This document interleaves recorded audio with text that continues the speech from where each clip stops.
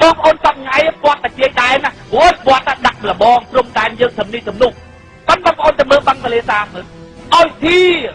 មើលមាតុភូមិខ្ញុំអីគេអាចសត្វយួនមើលនៅមាតុភូមិខ្ញុំស្រស់បំប្រងកម្ពុជាមាតុភូមិខ្ញុំសត្វយួនពេញបឹងទលេសាបទាំងអស់ហើយយើងជាម្ចាស់ប្រទេស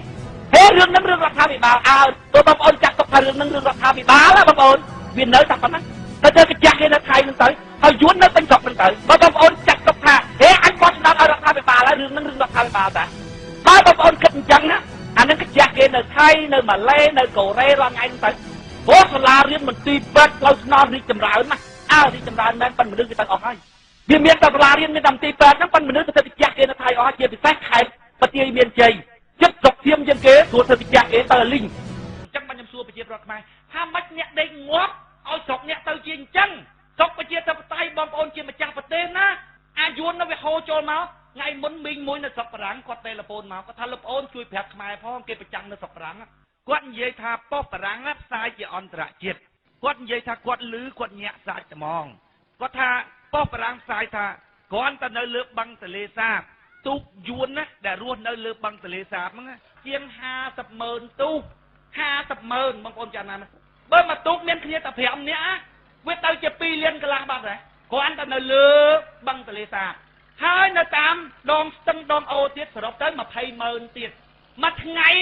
យួនចូលក្នុងប្រទេសខ្មែរតាមទូកពី2ទៅ300ទូកជារៀងរាល់ថ្ងៃប៉ុស្តិ៍បារាំងផ្សាយលើឆាកអន្តរជាតិគាត់ប្រាប់ថានិយាយទៅគាត់មើលឃើញគាត់ទេលពូនមកប្រាប់ខ្ញុំហើយតាមកប៉ាល់សមុទ្រអាកប៉ាល់ធំនឹងដឹកចំណុកបានជាង 4,000 មួយខែចូល2ដងចូលមកអត់ទៅវិញទេតាមឡានទេសចរចូលរាល់ថ្ងៃចូលហើយអត់មានទៅវិញទេពួកបារាំងវាដឹងណាពួកបារាំងវាគ្រប់គ្រងប្រទេសយើងប្រទេសយួនវាដឹងល្បិចយួនច្រើនវាផ្សាយនៅប៉ុស្តិ៍បារាំងគាត់ថាគាត់មើលគាត់ញាត់សាច់មកលោកប្អូនមើលញាត់សាច់ចឹងខ្ញុំចង់ដាក់សំណួរទៅកាន់ប្រជាពលរដ្ឋថាអ្នកដេកងាប់បាត់ទៅហើយឬយ៉ាងម៉េចណាអ្នកជាម្ចាស់ប្រទេសនេះឲ្យខ្ញុំធ្វើម៉េចថាស្ដាប់ខ្ញុំទៅគេដឹងធ្វើម៉េចទេខ្ញុំម្នាក់ឯងឲ្យខ្ញុំធ្វើម៉េចថាស្ដាប់ខ្ញុំសិនទៅខ្ញុំប្រាប់ថាត្រូវធ្វើម៉េចរួបរวมនេះរបៀបម៉េចបងប្អូនដេកងាប់អស់ហើយអីបរទេសវាធាចូលក្នុងដីខ្មែរយ៉ាងហ្នឹងណាអំពើពុកឲ្យលួចចាក់ស្រេះទៅជាប្រព័ន្ធទៅជាការសុំកលុំគ្រប់បែបគ្រប់យ៉ាងប្រជាពលរដ្ឋខ្មែរទៅជាមនុស្សអាត្មានិយមលែងប្រើក្បាលខ្លួនឯងគិតតែពីជឿបងប្អូនឃើញអាលាយជាតិទេបងប្អូនឃើញទេនៅតាមទូរទស្សន៍មនុស្សមិនគួរជាតំណាងឲ្យក្រុមមួយសោះណាចាប់តែមិនដឹងជាយ៉ាងម៉េចទៅប្រប៉េះប្រពពពេញទូរទស្សន៍ខ្មាស់គេណាលោកអញខ្មាស់គេណាជាជាតិសាសន៍មួយមើលទៅងាប់តែអញនិយាយហើយខ្មាស់គេណាបងប្អូនរួបរวมគ្នាគៀកស្មាគ្នាក្នុងមហាគ្រួសារតែមួយបានគ្រឹះរបស់វាគឺសុចរិតទៀងត្រង់ស្មោះត្រង់នឹងជាតិសាសន៍របស់ខ្លួនកុំនិយាយកុហកបានក៏បានទៅមិនបានក៏ហុយទៅនេះពួកយើងសប្ថ្ងៃយើងកំពុងតែធ្វើការងារនេះ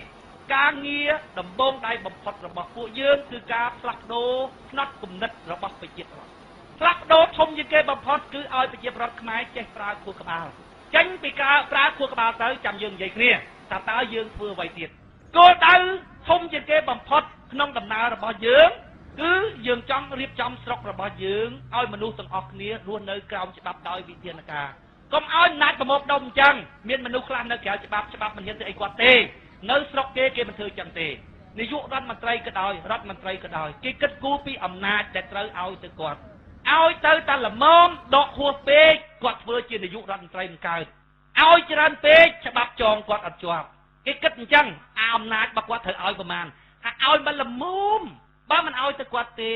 គាត់ធ្វើនាយករដ្ឋមន្ត្រីមិនកើតគាត់ធ្វើរដ្ឋមន្ត្រីមិនកើតគាត់ធ្វើមេភូមិមិនកើតឲ្យហួសនឹងទៅច្បាប់ចងអត់ជាប់ហើយប្រជាប្រដ្ឋខ្មែរអត់យល់កន្លែងហ្នឹងម្ចាស់ប្រទេសអត់យល់ទេឲ្យមកខ្ទេចតែមកចង់យកអីយកទៅរួចហើយចាំមកលើកដៃសង្បូងសង្រោងសុំសេចក្តីសុខពីគេវិញហើពាក្យឲ្យខ្លីថាអញ្ចឹងតើបានវាអញ្ចឹងតើខ្មែរតើប៉ុណ្ណឹងអញ្ចឹងតើបានវាអញ្ចឹងអូរឿងហ្នឹងវាអញ្ចឹងតើបានវាអញ្ចឹងតើប៉ុណ្ណឹងចប់ហ្មងតើខ្មែរអញ្ចឹងបានអញ្ចឹងចប់តែហ្មង